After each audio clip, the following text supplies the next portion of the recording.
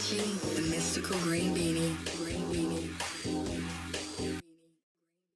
Hey, what's going on, dudes and dudettes? I am the mystical green beanie, and today I just needed to vent, and I wanted to talk about female representation in entertainment, because I'm not sure if it's just me, but are we going backwards? I feel like we are. And I'm not saying that because I'm noticing a lack of female characters in fiction.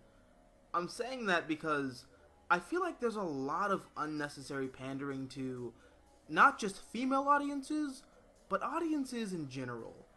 And it feels like a lot of the marketing for these new characters and movies and shows are acting like there haven't been strong female characters in the limelight before. And I wish people working in entertainment today would realize that there's an entire generation who grew up watching Kim Possible, Totally Spies, Underworld, Juniper Lee, Wild Thornberrys, the Powerpuff Girls, etc., etc. We don't need you to tell us that girls can kick ass. We know. The mid-90s through the late 2000s is littered with anime, cartoons, comics, video games, and movies that feature badass female lead protagonists.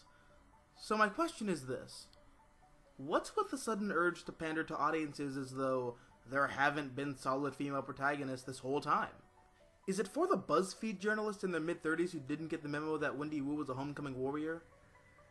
Is it for the 40-year-old male ally YouTubers who aren't hip to the fact that a bunch of dudes half their age grew up with characters like Cassandra Cain, X-23, Cassie Sandsmark, Emma Frost, Jean Grey, Mayday Parker, and Rogue, and saw them as stable characters of their respective Marvel and DC universes?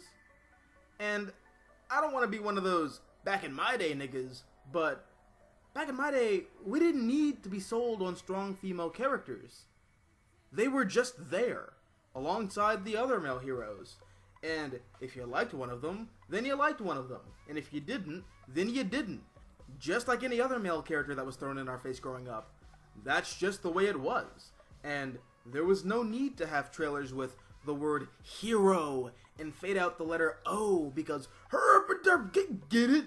She's the girl and she's the hero now. It's so deep. Like, ain't no man gonna keep her down. Like, we didn't need that dumb shit.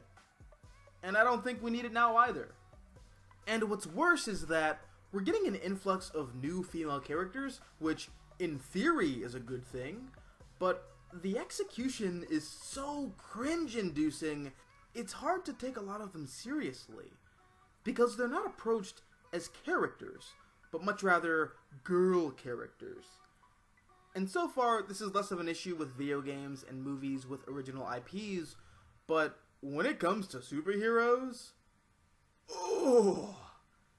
Yeah, every modern female superhero property feels the need to present itself like there's never been a strong female lead in the public eye before, and the people working behind them to bring this product to life are so progressive. Like, I bet you didn't even think that girls could be superheroes, didn't you? And, okay, when it comes to a character like Wonder Woman, I'm okay with this type of marketing, because she is the first, or, one of the first prominent female superheroes ever created. But when I saw the trailers for Captain Marvel and Batwoman, and they're selling these characters as female superheroes, like they're the first of their kind or something like that. Like, first of all, Carol Danvers and Kate Kane aren't even the first women to hold their respective mantles. Second of all, the fact that you feel the need to sell them as female characters as opposed to just selling them as characters makes me feel like you've done nothing but create a product that's a one-trick pony, and that one trick is that they're a chick. And third, Wonder Woman came out already. You've been beaten to the punch. And please, for the love of God, please, let me know if I'm in the minority here, or if I'm being a bigot or something, but if you're telling me that the only interesting thing about this character that you want me to like is that they're a woman, then you have failed to deliver an interesting character. Anyways, guys, that's just something that's been on my mind as of late, because I feel like this wasn't a thing when I was growing up. Or maybe it was, and I'm just now noticing it, but when I was a kid, I feel like we were just given really cool characters who happened to be girls. And the fact that so many female characters are being sold as female characters these days, and if you reject one of them, then, oh god, everyone freaks out and calls you a sexist. I just feel like we're going backwards. Like, I would assume that this is the type of thing that you'd see in an age where there weren't a lot of female heroines, so we would just take what we could get. But not in an age where there were 2, maybe 3 generations, if we're stretching it, who grew up on them.